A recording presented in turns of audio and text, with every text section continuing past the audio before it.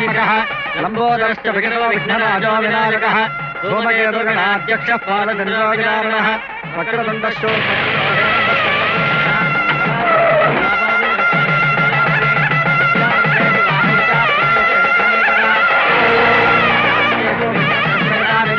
సుముఖాయ నమః లంబోదరాయ నమః మాంగళ్యదేవతాభ్యో నమః ప్రార్థనా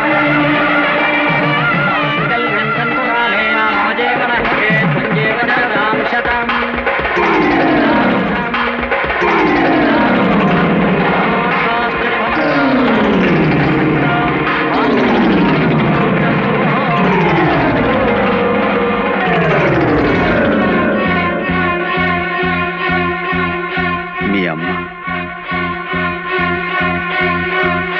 అమ్మా